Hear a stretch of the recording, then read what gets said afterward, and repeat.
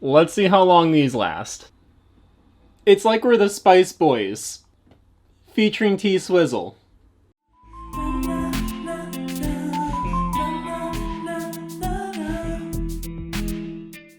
Jank Slate, take one. Yeah, the only nightmares I have at this point are my student loans catching up to me. It's like we're matching, but I don't have the same Christmas sweater, so I got my own. Yeah, I just pulled this out of the closet. I have many. It's your boy Santana, festive as usual. I don't know about you, but I love watching teenagers get killed. Growing up as a child, I was raised on horror movies instead of Disney movies, and the first movie that I saw in theaters was Freddy vs. Jason in 2003. So, needless to say, horror movies hold a special place in my heart, and I wouldn't be complete if I didn't get to make a video on one of them. So today, we're going to check out Wes Craven's masterpiece, A Nightmare on Elm Street. Also, if you came here because of the theory that's in the title, I'm sorry to tell you that this is not film theory. Shout out to Matt Pat. The theory comes from a random thought that I had while writing this, and I just thought that it would be funny. I don't have any proof. Sue me. Anyways, let's get to slashing.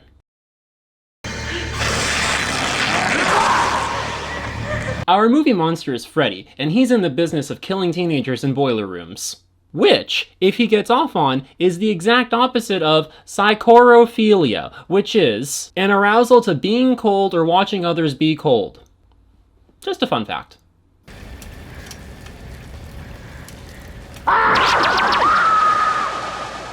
But it was just a dream, and my boy Wes Craven was doing the fake-out dream thing way before it was a cliche. Plus, it's actually fitting to the story. We establish right away that Freddy is a monster that gets to you in your dreams. How do you escape him? You don't. How do you even know whether or not he can get you? You don't. It's terrifying by the very concept. Anyways, this girl isn't even our main protagonist.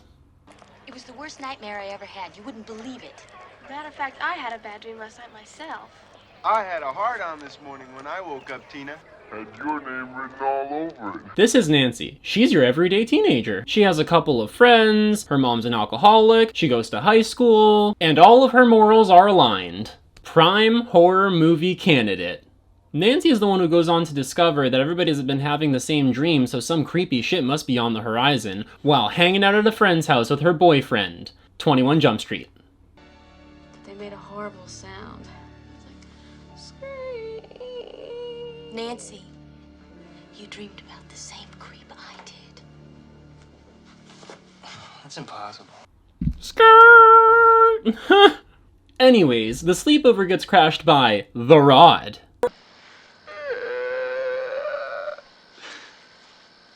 So what's going on here? An orgy or something? And you know this guy fucks, so that's exactly what he ends up doing. Not the orgy, just the regular fucking. He doesn't fuck that much. But yeah, this guy fucks.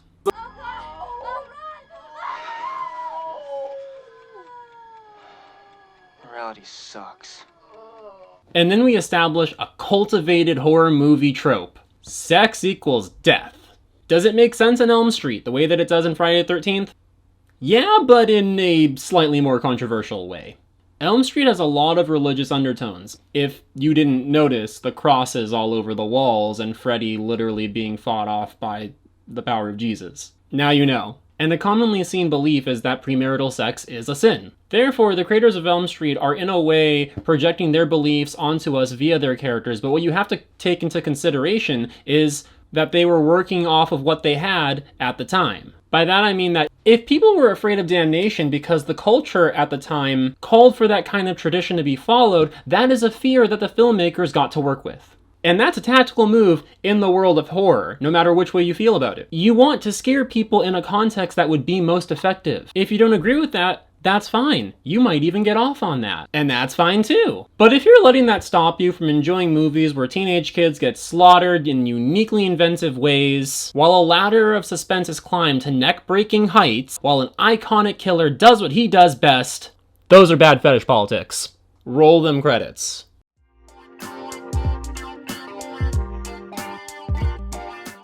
Yeah, it's a bit early on this one, but I got some shit to say. Since we're talking about tropes in horror movies and teenagers getting killed and an audience who may or may not be getting off on that, I feel like it's appropriate to talk about the final girl trope.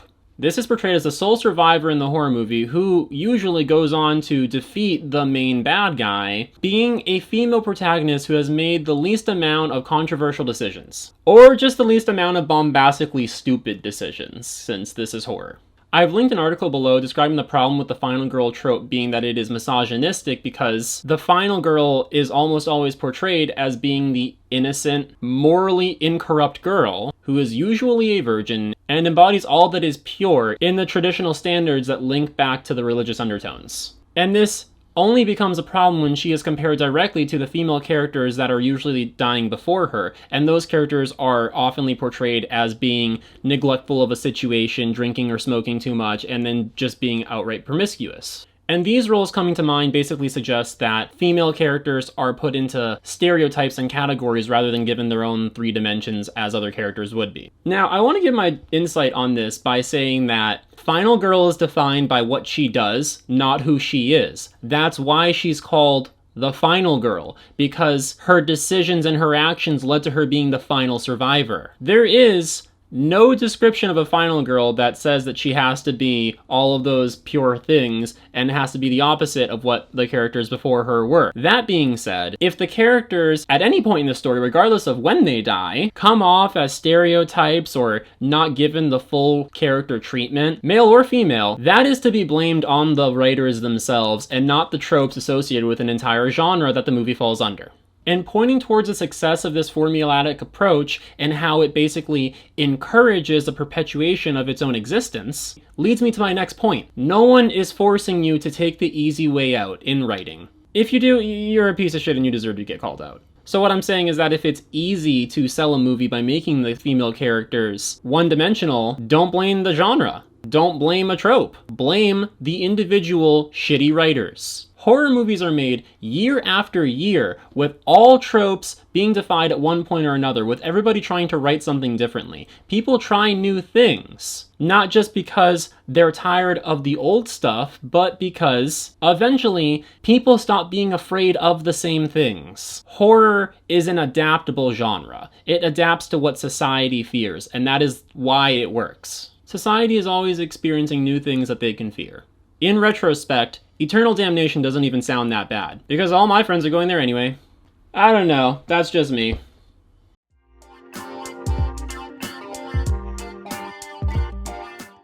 I think we have all of our setup. Teen, because Nancy is a teen and Freddy kills teens. Well, he kills all people, but he's focusing on teens. Why? Because he gets older and they stay the same age. Alright. Well, he doesn't stay the same age. He's an immortal demon. But moving on. So Freddy starts softcore terrorizing the teens, and we get one of the most amazing scenes in fucking cinematic history.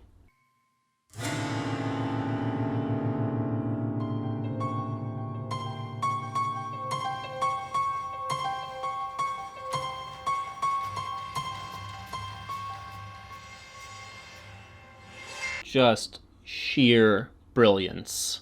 And then my girl Tina walks right into a dream and meets the man with the accordion arms.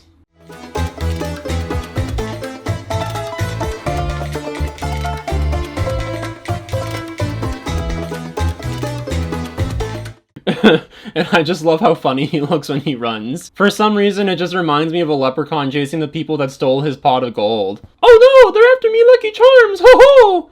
And then Tina gets killed horrifically. And if you think I'm not going to show it to you because it's too gruesome, you are incorrect. I know you came here to watch teenagers get killed. Stop playing games. Roll it.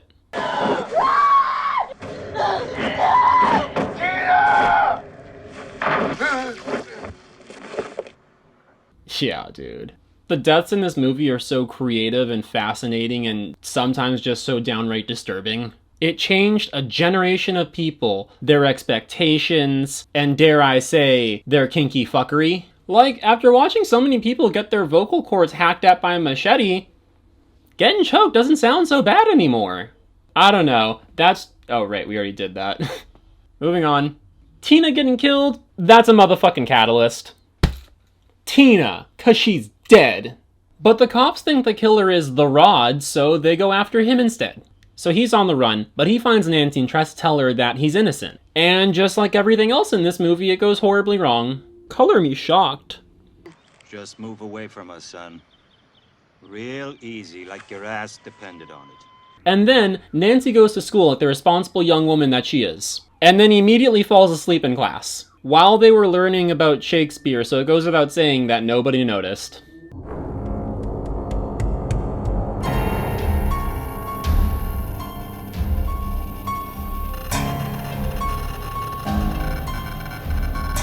Now, Nancy getting a bad dream? Debate, and that's debatable. She's just seeing a whole bunch of dead people without Bruce Willis and his shitty acting making her look good by comparison. That's a reference to The Sixth Sense.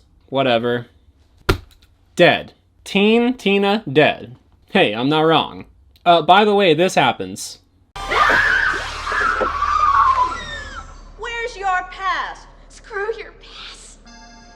And then she continues her dream being terrorized by Freddy in the most 80s way imaginable. It reeks of arcade game music and drugs. I wasn't around for the 80s. I just like to imagine that it was a lot of arcade game music and drugs.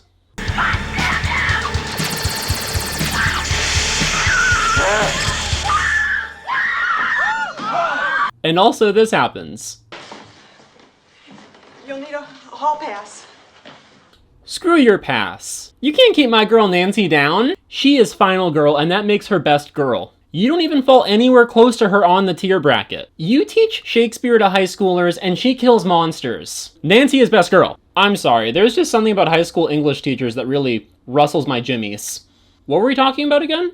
So the Nance visits the Rod in jail, and that's where she gets some answers about the Freddy. She starts to find out the guy in her dreams is the same guy that killed Tina. Nancy going out there and acting towards her goal, that goal being to catch the killer? That's some break into two type shit. Jail. Because that's where we are right now. Don't feel caged in. Because we're going to have a great time in our next section. Fun and games.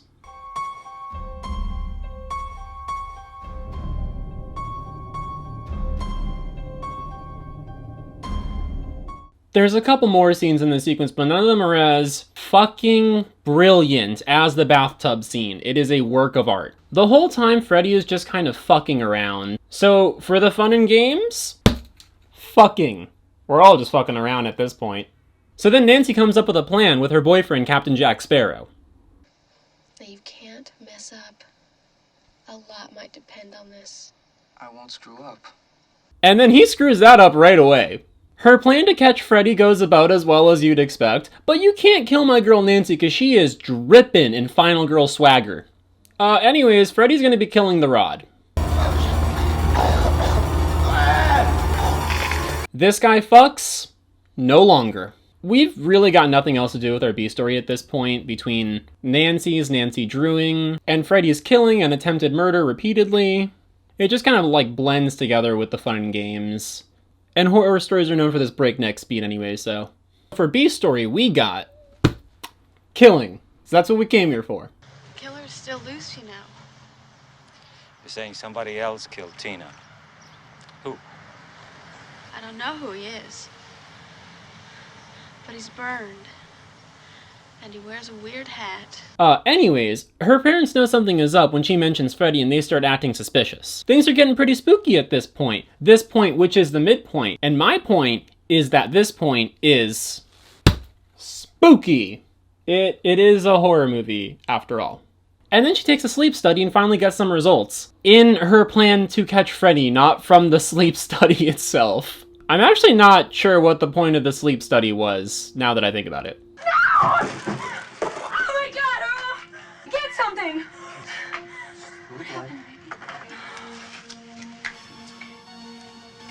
I brought something out from my dream. Did they just lose the footage? Or did they not include the footage on purpose because they want us to doubt Nancy's sanity and start to believe that Freddy was a figment of her imagination and she's actually the one that's been killing everybody and trying to cover it up? Holy shit, is Nancy the killer? Nancy is the killer. She always has been. I'm titling this video, Nancy is the real killer, parentheses, A Nightmare on Elm Street. That's my theory, you heard it here first. And no, I'm not going to back it up whatsoever. Anyways, go ahead and call that bad guy's close in. Conspiracy. I know what you did, Nancy. So Nancy continues to try to get some answers out of her mother in an attempt to cover her own tracks because she is secretly the murderer, as we have confirmed recently. But, as usual, it does not go according to plan, because her mother knows that her character has to withhold the exposition until the end of Act 2.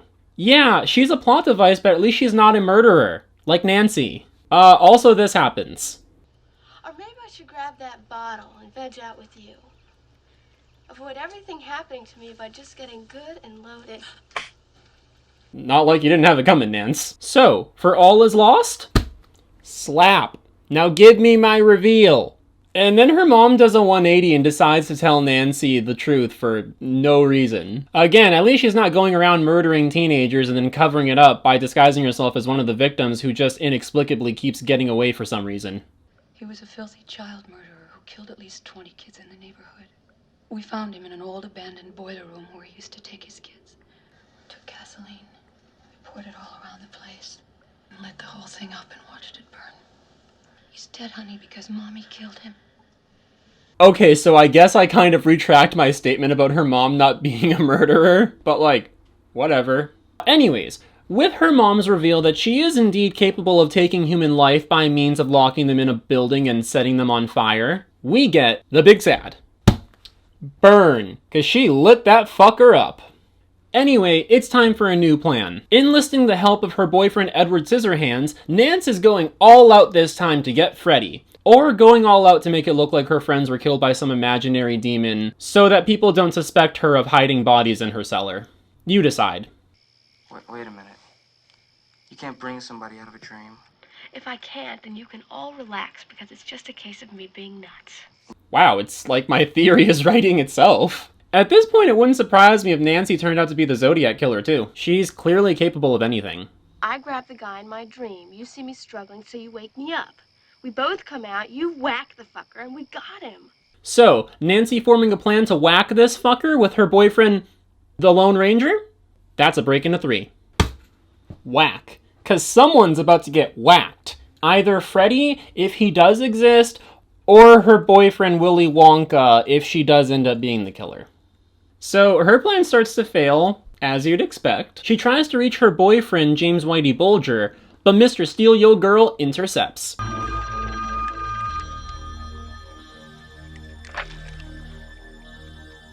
Hello? I'm your boyfriend now, Nancy.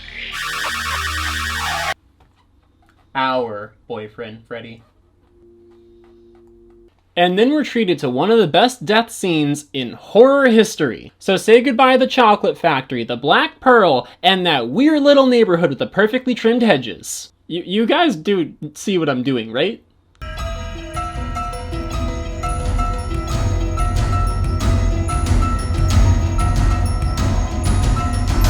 Damn, they killed Johnny Depp. I told you I was going somewhere with this. Anyways, Nancy decides it's time to take matters into her own blood-soaked hands. And she goes after Freddy herself. This is when it's revealed that she's some kind of wizard at making Home Alone-type death traps. Wait, Nancy is the real killer and inspired Kevin MacLeod? Why hasn't anyone noticed this? Anyway, that sets us up for everybody's favorite segment. So get set to get stuffed. It's montages and music. Whack me. Ha ha ha ha ha.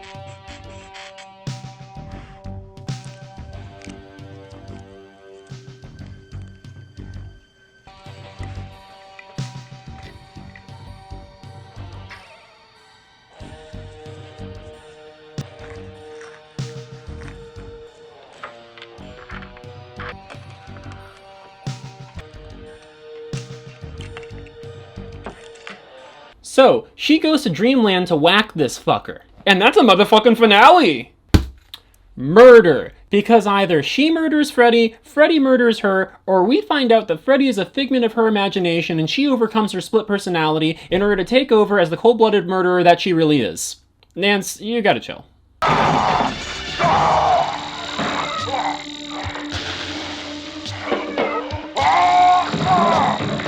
So he falls for all of her traps consecutively one after another, while the police, who are literally across the street, refuse to help, as usual. Nancy is just hitting him with everything. Flawless combo. She's on fire. Well, actually.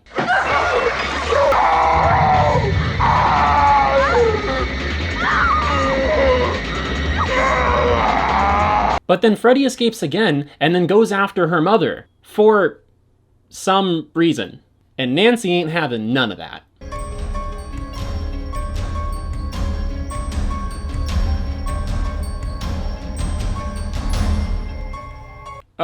Yeah, it's a scene. So, Freddy takes her mother and then drags her down to hell as a symbolic reference to parents that are going to enter eternal damnation for neglecting their children because her mother was an alcoholic. I'm guessing. From a story perspective, I have no idea why this happened.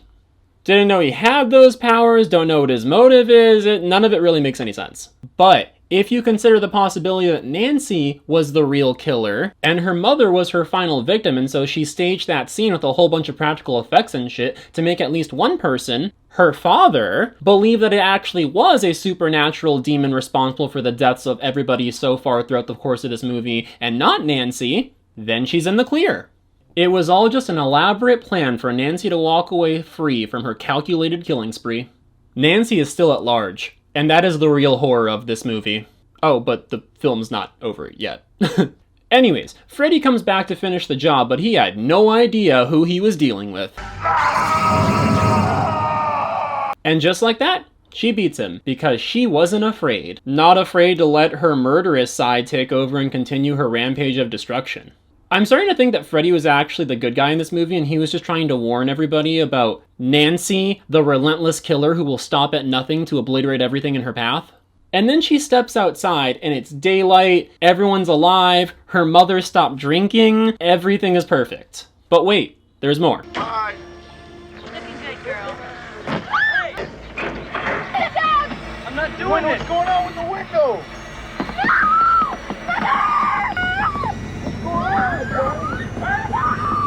Yeah, the dig deep down just kind of flies by in a fucking flash. But he does kidnap them. So, kidnap. And that's the board. Teen Tina dead. Fact. Jail fucking spooky. Slap killing conspiracy. Burn. Whack murder kidnap. The Holy Trinity. Whatever. Also, this happens. It feels kind of like there was no good way to end it and set up sequels, so here we are. Lots of murder, and I suspect that most of it was at the hands of Nancy herself. Overall, this film is a work of art. It achieved incredible cinematic moments, pulled off an original concept that is still terrifying to this day, and more importantly helped us understand that the things that we fear don't always come in the form that we most likely expect them to be in. Fear can come to us in a dream or in our imagination as vividly as it comes to us in the physical manifestation of death looming over us. Of course, I'm talking about Nancy. She killed all of those kids and I aim to prove it, but I'm not gonna put work into proving it right now because that just seems like a lot of effort. Join me next time as I try to Nancy Drew my way out of another mystery and come up with some bullshit that would only be acceptable on the farthest reaches of YouTube. Bet you didn't expect this player to have a pouch for my drink? Hashtag Nancy is the Killer 2021. That's pretty much all I've got to say. Hope we can talk about horror soon because I love getting spooky. Yeah, and if you disagree with me, come at me on Reddit.